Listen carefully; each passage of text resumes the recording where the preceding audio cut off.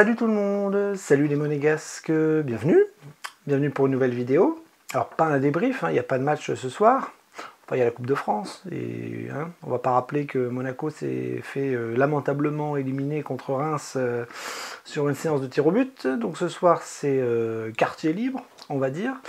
Et non, ce soir je voulais parler un petit peu mercato, parce que ça y est, le mercato d'hiver est terminé, ça s'est arrêté hier soir.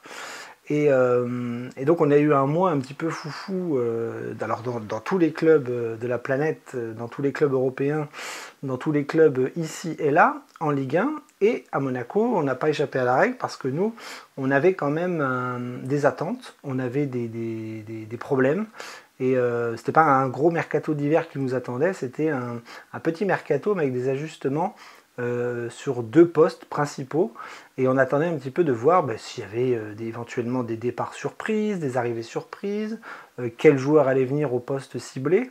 Et donc nous à Monaco on ciblait notamment un remplaçant, un Balogun qui s'est pété l'épaule et qui n'est plus là cette saison, et un milieu de terrain, parce que le milieu de terrain, autant vous dire que c'est un problème récurrent, parce que cet été on avait râlé beaucoup, on avait beaucoup gueulé sur les réseaux, etc., sur l'absence d'un milieu de terrain supplémentaire, parce que on avait Fofana et Mo Camara qui étaient partis et ils n'avaient pas vraiment été remplacés. C'est-à-dire que Magassa était là, les jeunes étaient là, mais on avait pris Lamine Camara et c'est tout. Donc on partait sur Zakaria au milieu de terrain, sur Lamine Camara, sur Magassa et sur les jeunes derrière comme Diop ou Koulibaly, et on s'est retrouvé très très vite en difficulté parce que le problème avec nos joueurs, c'est qu'ils sont fragiles, qu'ils sont suspendus beaucoup, qu'ils sont blessés souvent, et on avait des problèmes avec Zakaria et ça n'a pas loupé. On a eu beaucoup de points perdus et de matchs compliqués sans lui. Donc mercato d'été fini, frustré avec cette absence de milieu de terrain, et on attendait donc le mercato d'hiver pour en récupérer un. On va voir que ça a été chose faite, mais alors ça a été un bordel et d'un compliqué mais abyssal. Donc mercato d'hiver, 2 postes ciblés, et après on était plutôt tranquille au niveau des départs, on va pas se mentir. Donc le bilan c'est ça, un milieu, un attaquant en priorité principale, et au niveau du bilan des arrivées et des départs, j'ai tout noté ici. On a donc 3 arrivées pour 4 départs. Donc les arrivées, c'est donc Biret qui est venu remplacer Balogun, et on a eu à la toute dernière journée, à la toute fin, l'arrivée d'un milieu de terrain, donc venu de Turquie, de Beşiktaş, un Libyen, Al Mousrati. J'ai toujours envie de dire Al Mounedzi ou quelque chose comme ça. Je dois confondre avec des autres joueurs, mais non, lui c'est Al Mousrati. Donc ce joueur-là, Biret, et un petit jeune, un arrière-gauche qui est venu d'Abidjan, qui s'appelle Konaté. Au niveau des départs, on en a eu 4, donc on a eu le petit Babaï qui est parti vers Villefranche, Matazo qui est enfin parti, parce que lui, je ne l'avais pas cité tout à l'heure, mais on ne comptait pas vraiment sur lui, et on attendait vraiment qu'il trouve du temps de jeu, parce qu'à Monaco, c'était compliqué. Et donc il a trouvé un petit peu de temps de jeu du côté de l'Angleterre. Donc Maxima, lui, a été définitivement acheté du côté de l'Allemagne, du côté d'Augsbourg. Et le petit Tinkres, sur qui Hutter donnait l'impression de compter, est parti en prêt du côté d'Amiens. Voilà, donc 4 départs pour 3 arrivées. Maintenant, on va parler des rumeurs et des cinémas ici et là sur certains postes. Globalement, on peut dire qu'au niveau de l'attaque, on a trouvé assez rapidement, mais au milieu de terrain, ça a été un sketch. Ça a été un cirque. Vous allez voir, j'ai tout noté, ça a été très drôle, mais très stressant, et Monaco n'a pas forcément toujours donné l'image d'un club très respectueux, ce qui est quand même son ADN. Le respect, la bienveillance, la classe. Voilà, Monaco, c'est un club classe. Et là, sur certains dossiers, il s'est passé des trucs. Alors peut-être pas de la faute de Monaco, mais bon, ça a été très compliqué au niveau de la com. Donc au niveau de rumeurs de départ, on va parler un petit peu des lignes, on va parler par ligne, voir un petit peu ce qu'on attendait, ce qui est arrivé, etc. Donc au niveau des départs, au niveau des gardiens, rien. Voilà, il n'y avait pas de départ attendu. Même les petits jeunes sont restés, donc là on n'avait pas de problème là-dessus. Que de Majeki, ça reste la base de cette saison. Derrière, Au début du mercato, on a entendu quand même des rumeurs un peu farfelues, et notamment une, moi, qui m'a beaucoup intéressé, c'était les éventuels départs de Vanderson et de Caio Henrique du côté du FC Barcelone. Alors ça a été un petit peu foufou, parce que dès le mois de décembre, on pouvait lire que c'était des postes importants, des joueurs importants, mais que ce sont des joueurs qui pouvaient rapporter beaucoup d'argent à Monaco. Et s'ils pouvaient partir cet hiver, c'était une probabilité. Autant vous dire que ça a été une grosse connerie, parce que Vanderson et Caio Henrique sont restés, en sachant qu'on a un Caio Henrique en grande difficulté cette saison, et un Vanderson qui est titulaire, qui joue et qui n'a aucune raison de partir en plein milieu de la saison. Donc derrière, terminé, pas de départ. Au niveau des milieux de terrain, alors là je vous l'ai dit, il y a bien évidemment Matazo qui est parti, joueur sur qui on ne comptait pas, on ne comptait plus, un joueur qui n'a pas forcément très bien évolué. Il a eu un petit prêt en Belgique du côté d'Antwerp il n'y a pas longtemps.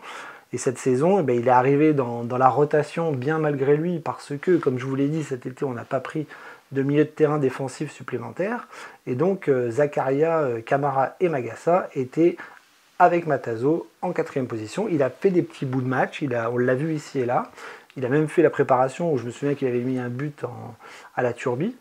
Mais Matazo, on ne comptait pas sur lui et on a trouvé preneur parce qu'il est parti du côté de Hull City en D2 anglaise. Et donc, je suis très heureux pour lui. J'espère qu'il va s'éclater là-bas, mais nous, on ne comptait plus sur lui. Encore l'Angleterre avec Magassa. Magassa qui était sur la fin du mercato, annoncé peut-être partant du côté des Wolverhampton, avec un éventuel échange avec l'ancien Strasbourgeois Bellegarde.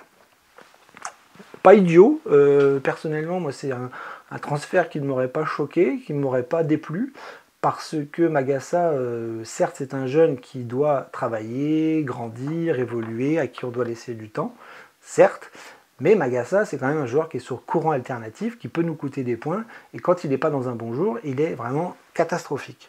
Par contre, quand il est dans un bon jour, il fait de très belles choses. On a connu Magassa dépanner en défense centrale au début de l'arrivée d'Adi Hutter. Maintenant, il est bien ancré au poste de milieu de terrain. Il est dans une belle rotation, il joue beaucoup.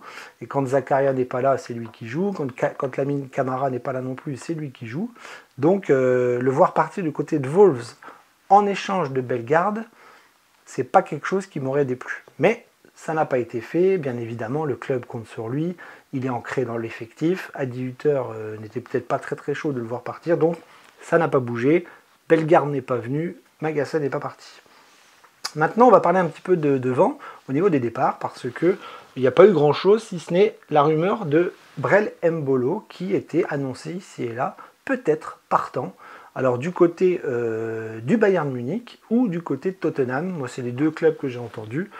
Et très vite, on a vu que Embolo ne partirait pas non plus parce qu'il y a des journalistes qui lui ont posé la question et il a fait savoir qu'il était bien à Monaco, qu'il n'allait pas partir au mois de janvier. Peut-être qu'il partira cet été, parce qu'on a quand même beaucoup d'attaquants maintenant dans l'effectif, avec Balogun, Ilinikena, Biretz, Embolo, et les jeunes derrière qui poussent comme Michel. Donc Embolo ne sera peut-être plus là l'année prochaine, mais en tout cas là, cet hiver, ça bougeait pas. Voilà, donc ça c'est au niveau des rumeurs de départ. Vous voyez, il n'y en a pas eu beaucoup. Maintenant on va parler des rumeurs d'arrivée, et ça c'est une autre histoire parce que ça a été très drôle, vous allez voir, sur le chantier du milieu de terrain. Alors, au niveau des arrivées, donc je vous l'ai dit, on va retravailler aussi par ligne. On va commencer par les gardiens. Bien évidemment, rien n'est arrivé du côté des gardiens puisqu'il n'y a pas eu de départ. Derrière non plus, bizarrement il n'y a pas eu d'arrivée. Sur le côté gauche on a trois joueurs. Ouattara peut-être a eu des petites pistes ici et là, je ne sais plus, du côté de la Turquie, si je ne dis pas de bêtises, mais ça a très vite été étouffé. Donc Ouattara est resté, Caio Henrique est resté, Mawissa est là pour dépanner aussi arrière gauche, mais globalement, que ce soit dans l'axe, sur le côté gauche ou sur le côté droit, il n'y a pas eu de rumeur d'arrivée. Voilà, ça c'était vraiment Ouattara, c'était vraiment pour les départs, hein, je l'avais un petit peu oublié.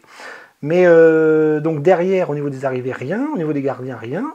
Devant, donc là, on a eu le dossier, un des dossiers les plus importants, le remplacement de Balogun. Alors très vite, Mika Biretz a été évoqué. du côté du Sturm Graz. Et puis on a eu quand même quelques rumeurs plus ou moins farfelues avec des pistes du côté de la Belgique, du côté de l'Espagne, voire du côté du Milan, de l'Italie et du Milan, parce qu'on a eu des pistes comme par exemple l'attaquant de Genk, Arauco Daré, voilà, qui avait été cité, Sébastien Haller du côté de Leganés. Alors moi j'ai eu très peur au début du mois de janvier, parce que Leganés c'est un joueur que j'ai beaucoup aimé dans sa période faste, avant sa maladie, malheureusement. Il était très bon à Dortmund, il était un super buteur avec la Côte d'Ivoire, etc. Mais là, depuis qu'il est revenu, il a vraiment du mal à se remettre dedans, et Dortmund n'en voulait plus. En Espagne, il n'a pas fait grand-chose, mais il a trouvé une piste aux Pays-Bas. Et Monaco, on parlait de lui un petit peu au début du mois de janvier, mais ça ne s'est pas fait. Donc, Haller, ça ne s'est pas fait. Arauco Daré, ça ne s'est pas fait. Il y a eu la rumeur Jovic qui est revenu. Alors ça, c'est une fausse rumeur, je pense, parce que je crois qu'il a travaillé sous les ordres de Adi Hütter à l'époque, Jovic. Mais c'était des rumeurs italiennes, donc ça n'avait pas beaucoup d'importance et de consistance. Très vite, je vous le dis, c'est Mika Bierets, voilà, le joueur danois qui était vraiment persistant dans les médias, dans les journaux et sur les réseaux. Et c'est lui qu'on a signé, voilà, Mika Bierets, qui est arrivé et qui, pour l'instant, nous fait beaucoup de bien. Un buteur à l'ancienne, un buteur à l'anglaise, un buteur avec un caractère fort. On se demandait un petit peu ce qu'il allait nous apporter, parce que Sturm Graz, c'est pas l'AS Monaco, le championnat autrichien, c'est pas la Ligue 1. Et on ne le connaissait pas bien, on fait toujours ces petites recherches sur les réseaux sociaux pour voir un petit peu ce que vaut un joueur quand il va signer.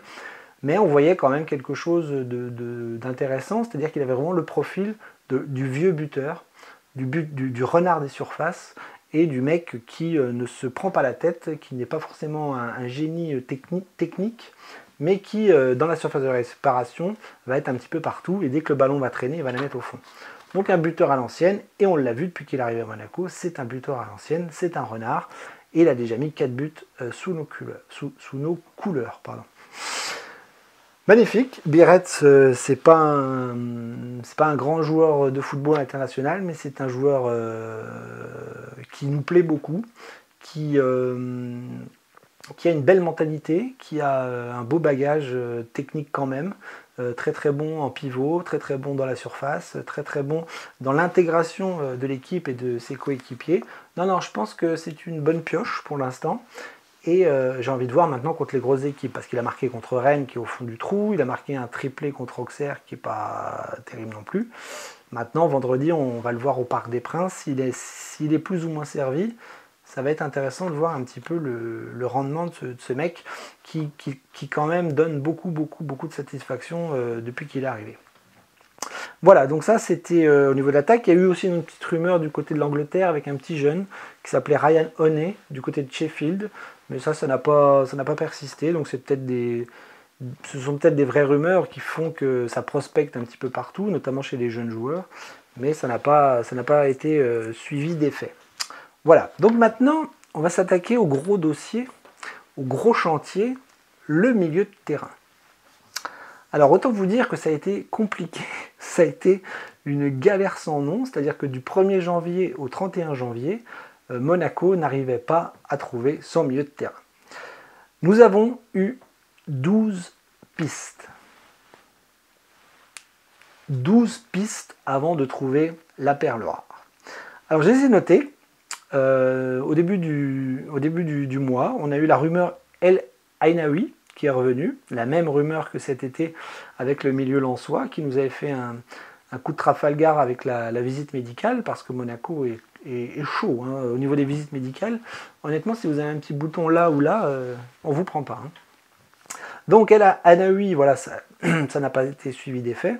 Je pense même qu'à Lens, il n'est pas encore à 100%. Mais première piste, dehors. Après, il y a eu la petite piste du milieu de terrain rémois, Amadou Koné, un jeune de 19 ans, voilà, qui joue en Ligue 1 et qui monte en puissance dans l'équipe rémoise. Mais pareil, ça n'a pas été suivi de fait et on a laissé tomber, visiblement. Enfin, on a laissé tomber. Si on ne sait pas ce qui se passera cet été, mais en tout cas pour cet hiver, c'était pas lui. Après, il y a eu une rumeur là plus ou moins forte avec Banzuzi de Louvain, un petit jeune pareil de Belgique, milieu défensif, qui a plutôt une bonne cote, qui était aussi pisté par un club anglais, je crois.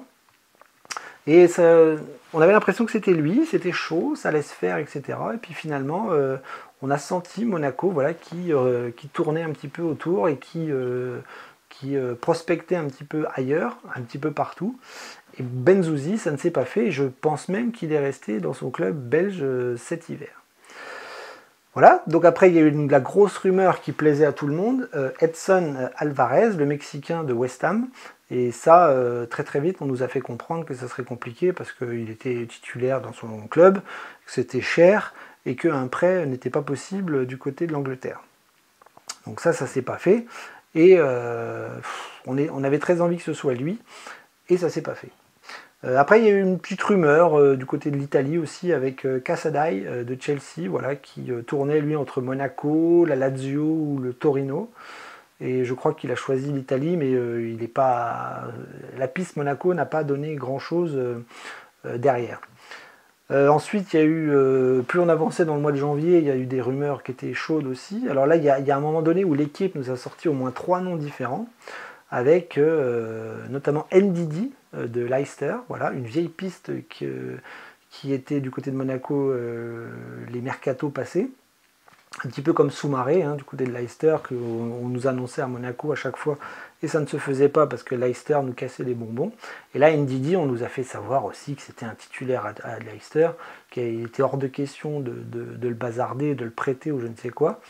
Donc encore une rumeur qui est tombée à l'eau. Donc ça faisait déjà 1, 2, 3, 4, 5. Bon, 5 rumeurs déjà compliquées. Le temps avance, on se dirige vers le 31 janvier, et l'équipe nous sort une vieille piste parisienne. Wijnaldum, l'international néerlandais qui a plus de 30 ans maintenant et qui est un petit peu dans un championnat exotique, et qui a été associé au nom de Monaco. Alors là, on va voir si c'est vrai ou si c'est faux, je ne sais pas. Mais c'était une piste qui pouvait être intéressante d'un point de vue du nom, mais d'un point de vue sportif, ça n'avait pas l'air d'être l'idée du siècle. Donc, encore une piste à la poubelle. On nous a appris aussi qu'il y avait un ancien monégasque, un ancien jeune formé à Monaco, qui s'appelait Antoine Makumbu, qui jouait du côté de Bologne et qui nous a été associé à l'AS Monaco. Et finalement, ça n'a pas non plus été suivi d'effet. Et le petit Makumbu, ça aurait été rigolo de voir un ancien joueur passer par Monaco revenir à Monaco.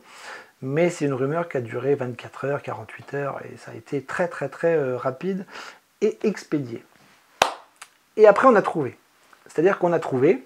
Monaco a trouvé son milieu de terrain du côté de l'Allemagne, du côté de Francfort, un ancien parisien, un ancien Titi parisien, Dina Mbimbe, qui s'était mis d'accord avec le club, avec tout le monde. Francfort, Monaco et les joueurs, c'était bon. C'est signé, c'est validé. Le joueur se pointe à Monaco. Et nous, bizarrement, sur les réseaux sociaux, on se dit, mais Mbimbe, il est blessé. Il joue plus. Il a un problème au mollet. Ouh, ça va être compliqué pour la visite médicale. Eh ben ça n'a pas loupé, il est arrivé à Monaco, il allait signer, on attendait l'officialisation, et dans l'après-midi, je ne sais plus quel jour, on nous dit qu'Mbimbe a raté sa visite médicale. Donc là on se dit, mais les dirigeants ils font quoi? Ils font venir des joueurs blessés, ils font venir des mecs en sachant qu'ils ont des problèmes physiques au préalable. Enfin, je sais pas, ils ne demandent pas à l'agent, voire aux joueurs, voire au club ce qu'il en est de sa forme physique. Alors là, Monaco, très déçu de cette attitude qui fait venir un gamin pour lui dire mon gars, finalement t'es blessé, tu signeras pas. Donc le mec il est reparti. Donc Dina Mbimbe, c'était fait. Et encore une rumeur, encore une signature qui tombe à l'eau. Donc Mikotadze cet été qui lui n'était pas blessé mais nous fait faux bon. El Anaoui qui vient qui est blessé, Dina Mbimbe qui vient qui est blessé. Comme je vous l'ai dit, les médecins à Monaco ne rigolent pas. Donc là le temps presse parce qu'il ne reste plus grand chose comme temps. Je crois qu'il restait moins d'une semaine. Et là, l'imbroglio Henderson. Henderson, un ancien de Liverpool, un ancien de joueur qui est parti aussi dans des championnats exotiques, qui joue maintenant du côté de l'Ajax d'Amsterdam. Et en 24 heures, on nous sort l'information comme quoi Henderson va rejoindre l'AS Monaco. Nous, on est contents, hein, un trentenaire, un milieu de terrain, un joueur expérimenté, beau profil, vraiment beau profil, et tout était prêt, chaud, calibré, etc. Le mec, il a, dans la soirée, il a un match avec l'Ajax, on lui retire le brassard de capitaine, il fait la gueule, il ne célèbre même pas la victoire, les buts, etc. On se dit, bah ça y est, c'est bon. Le mec, il va au clash et il va venir à Monaco. Alors, pas forcément le meilleur des attitudes, on va dire. Et puis très très vite, le lendemain, on s'aperçoit que ben non, finalement, il vient pas, il vient plus, il s'excuse, son attitude d'hier, c'était pas la bonne, que finalement il veut rester, que Monaco, machin. Et là, on se dit, mais qu'est-ce qui se passe? Alors là, on nous fait savoir qu'il y a eu un dispositif un peu bizarre avec un agent mandaté, voilà, qui est parti sans parler aux joueurs ou je ne sais quoi. Enfin, un imbroglio hallucinant qui fait que du jour au lendemain, la piste tombe à l'eau. Et il nous reste peu de temps pour signer un milieu de terrain. Il nous reste quoi 3 jours. 3 jours. Voilà, donc le scénario, le film, ce poste de milieu de terrain, c'est un véritable thriller psychologique. Et nous, en tant que supporters, on pète un câble parce qu'on enchaîne, là, toutes les rumeurs que je vous ai dit tombent à l'eau. On est dimanche, il reste 2 jours, et là, je me lève un matin, je vois la piste Adrien Silva. Adrien Silva, oui, l'ancien joueur de Monaco, qui a aujourd'hui 56 ans, et qui joue encore au Qatar ou en Arabie Saoudite, ou je ne sais où. Adrien Silva. Bon, je suis pas contre hein, qu'il revienne, mais là, je suis tombé de ma chaise. Et puis, très très vite, la rumeur a été balayée. Et enfin, le dimanche, voilà, on était derrière nos smartphones, derrière nos tablettes, derrière nos ordinateurs, et on attendait la dernière piste qui va enfin être la bonne, et elle est tombée. C'est-à-dire que Monaco a enfin trouvé le dimanche après-midi la piste en la personne de Al Mousrati, l'ancien joueur de Braga, qui nous avait fait beaucoup de mal en Ligue Europa, je crois. Voilà, El Moustari, qui joue à Beşiktaş et qui décide de venir à Monaco. Voilà, donc on a enfin trouvé. Le lundi, il arrive à Monaco, il signe dans la foulée, il n'est pas blessé, et c'est enfin la recrue tant attendue, je l'espère, parce que maintenant il faut les voir jouer. Maintenant c'est un profil intéressant, un peu comme Biret. Mousrati, c'est un joueur expérimenté qui a 28 ans, qui a joué à Braga, qui a joué à Beşiktaş, un gros calibre, on va dire, au niveau du profil, parce que c'est quelqu'un de très physique, il fait 1m89, 86 ou 89, c'est un beau bébé, un grand bébé, très très costaud, ratisseur, récupérateur de ballon, aime jouer vers l'avant assez rapidement comme Adi Hütter aime bien. Donc non, il a toutes les caractéristiques, il a vraiment le profil parfait pour jouer dans cette équipe de Monaco. Maintenant, est-ce qu'il va être titulaire, remplaçant? Zakaria, on sait que ça va être compliqué, mais il va falloir faire tourner parce qu'on a quand même beaucoup de matchs en ce mois de février. Mais le profil est intéressant, vraiment. Moi, du peu que j'ai vu, ça ressemble un petit peu, aux comparaisons n'est pas raison, mais à Toulalan, un petit peu. Voilà. Une machine à laver derrière qui va récupérer beaucoup de ballons sur le plan physique et sur le plan technique. Voilà, il est assez propre. Il marque des buts aussi. Du peu que j'ai vu, il a l'air sage, il a l'air posé, il a l'air calme. Et c'est peut-être ce qui nous manque à Monaco. Surtout entre les lignes, les transitions, voilà, entre le milieu, la défense, l'attaque. On n'a pas forcément ces joueurs posés, calmes et intelligents. Parce que des fois, défensivement, on fait n'importe quoi. Et donc, ce joueur-là peut être un excellent élément dans le dispositif d'Adi Hütter. Donc, on va voir. Là, maintenant, on ne l'a pas encore vu jouer. Biret, on peut le juger parce qu'on l'a vu jouer, c'est vraiment pas mal. Et puis, si Mousrati, c'est bon, ben, le mercato d'hiver 2025 sera réussi. Voilà, parce qu'on a perdu personne d'important et on a fait venir 2 joueurs à des postes clés et des postes manquants. Donc voilà, donc je vais m'arrêter là parce que ça fait déjà 25 minutes que je parle et tout ce que je vous ai dit, vous le savez déjà. Mais moi, ce que j'ai envie de dire, c'est que pour moi, j'ai l'impression que c'est un mercato d'hiver réussi. Voilà. Je ne dis pas qu'on va faire des étincelles dans les jours qui viennent et dans les matchs qui viennent, mais si on a trouvé un buteur et qu'on a trouvé un mec qui stabilise le milieu de terrain avec ou sans Zakaria, c'est une excellente chose. En tout cas, c'est une excellente chose pour Adi Hutter, c'est une excellente chose pour les joueurs qui vont souffler un petit peu, c'est une excellente chose pour le turnover, et donc moi j'espère de tout mon cœur que ça va être le début d'une nouvelle période avec plein de victoires et des belles choses. Voilà, parce que il n'y a plus la Coupe de France, mais la Ligue des Champions est encore là. On a évité Paris, on va jouer Benfica, on doit les taper par rapport à ce qui s'est passé la dernière fois. Et j'espère que ces deux nouvelles recrues vont nous faire beaucoup de bien. Donc j'arrête là, j'ai beaucoup parlé. Et je vous dis rendez-vous donc vendredi soir pour débriefer le match, l'affiche, le match au Parc des Princes, en espérant ne pas prendre une branlée, s'il vous plaît, s'il vous plaît. Allez, à vendredi.